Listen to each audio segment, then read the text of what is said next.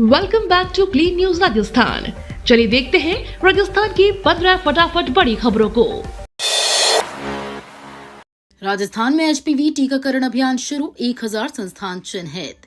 राजस्थान में एचपीवी टीकाकरण को लेकर तैयारियां पूरी कर ली गई हैं। प्रदेश भर में 1000 स्वास्थ्य संस्थान चिन्हित किए गए हैं, जहां 14 वर्ष पूर्ण कर चुकी लेकिन 15 वर्ष से कम आयु की बालिकाओं को एकल डोज के रूप में एचपीवी टीका लगाया जाएगा। प्रमुख चिकित्सा सचिव गायत्री राठौड़ ने बताया कि अभियान का उद्देश्य सर्वाइकल कैंसर की रोकथाम और बालिकाओं को गंभीर बीमारियों से सुरक्षा प्रदान करना है।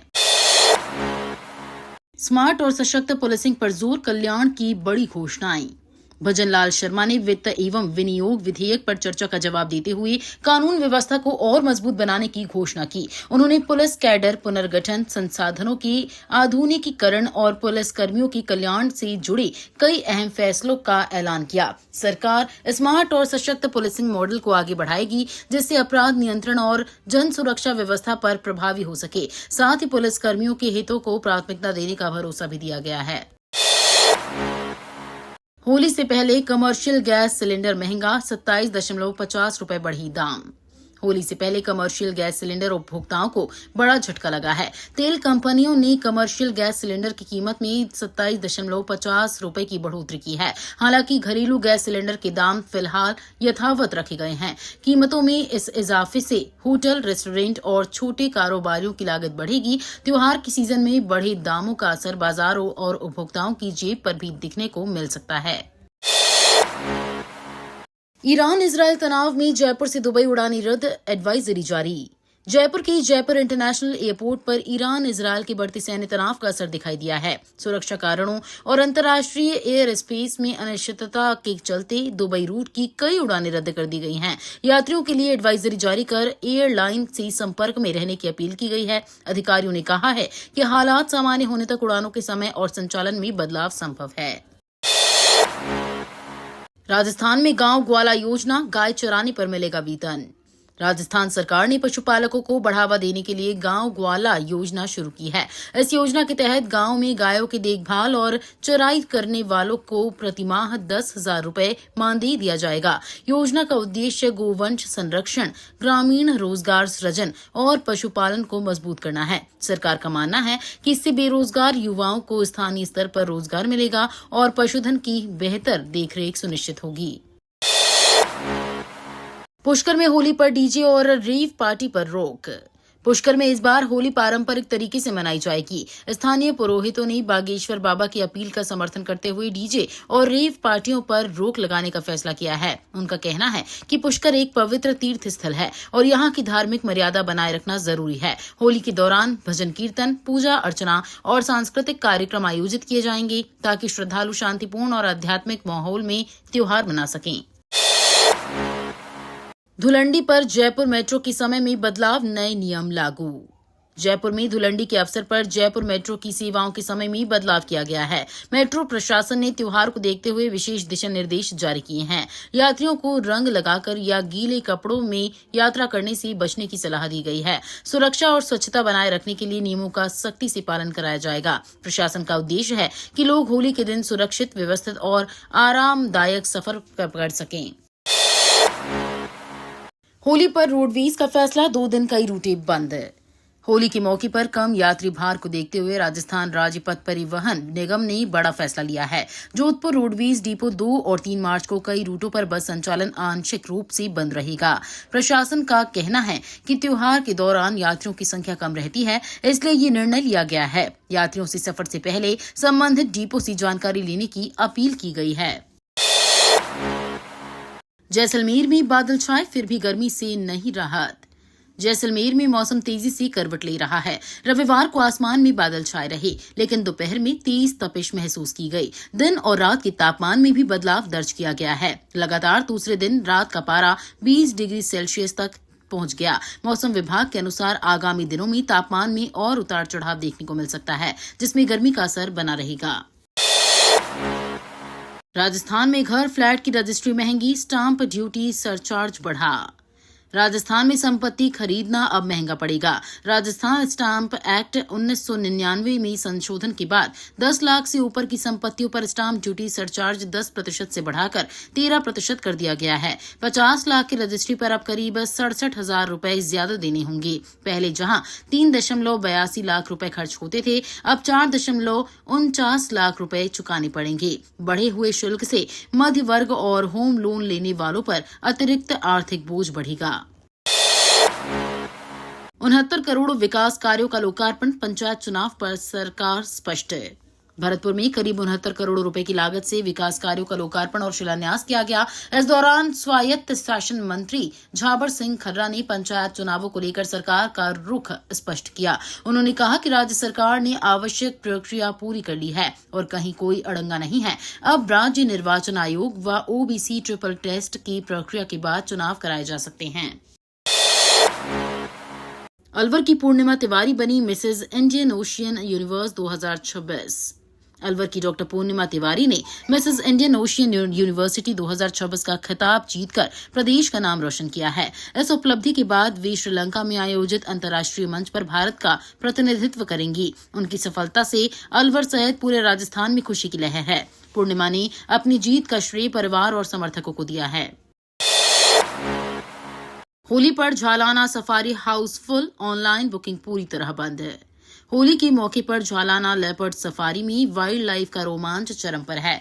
पर्यटकों की भारी मांग के चलते सभी सफारी स्लॉट हाउसफुल हो चुके हैं और ऑनलाइन बुकिंग बंद कर दी गई है। बड़ी संख्या में देशी विदेशी सैलानी यहां लेपर्ड देखने पहुंच रहे हैं। वन विभाग के अनुसार त्योहार के दौरान अतिरिक्त भीड़ को देखते हुए सुरक्षा और व्यवस्थाओं को और मजबूत किया गया है। राजस्थान स्टार्टअप समिट 2026 में नवाचार और ई वेस्ट पर जोर। राजस्थान स्टार्टअप समिट 2026 में नवाचार और ई वेस्ट प्रबंधन प्रमुख विषय रहे। इस दौरान मदन राठौड़ ने स्टार्टअप को नई तकनीक और पर्यावरण अनुकूल समाधान विकसित करने का आह्वान किया। उन्होंने कहा कि ई वेस्ट चुनौती के साथ अवसर भी है, जिसे नवाचार से समाधान में बदला जा सकता है। समिट में उद्यमियों, निवेशकों और युवाओं ने भाग लेकर भविष्य की संभावनाओं पर चर्चा की। दुबई में फंसे जोधपुर के 120 श्रद्धालु, सुरक्षित वापसी की मांग। दुबई में जोधपुर के करीब 120 श्रद्धालु फंसे होने की खबर से परिजन चिंतित है। बताया जा रहा है कि अंतर्राष्ट्रीय हालात और उड़ानों में बाधा के कारण उनकी वापसी अटकी हुई है। परिवारों ने सरकार से सुरक्षित स्वदेश वापसी के लिए विशेष व्यवस्था करने की मांग की है। प्रशासन से संपर्क साधा जा रहा है और यात्रियों की सुरक्षा सुनिश्चित करने के प्रयास तेज कर दिए गए हैं। राज्यपाल बागड़े से हिमाचल के राज्यपाल शुक्ल की भेंट। हरभाऊ बागड़े से शिव प्रताप शुक्ल ने शिष्टाचार भेंट की। मुलाकात के दौरान विभिन्न समसामयिक विषयों और राज्यों के बीच आपसी सहयोग को लेकर चर्चा हुई। दोनों राज्यपालों ने प्रशासनिक अनुभव साझा किए और संवैधानिक दायित्वों के प्रभावी निर्वहन कर विचार विमर्श किया। इस अवसर पर सौहार्दपूर्ण माहौल में आपसी संबंधों को और मजबूत बनाने पर भी जोर दिया गया।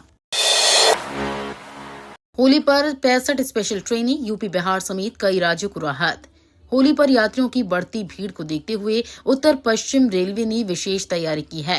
राजस्थान से यूपी बिहार सहित कई राज्यों के लिए 65 स्पेशल ट्रेनें चलाई जा रही हैं। इसके अलावा 53 नियमित ट्रेनों में अतिरिक्त कोच जोड़े गए हैं ताकि यात्रियों को राहत मिल सके। रेलवे प्रशासन ने यात्रियों से समय पर स्टेशन पहुंचने और आधिकारिक सूचना के अनुसार यात्रा करने की अपील की है।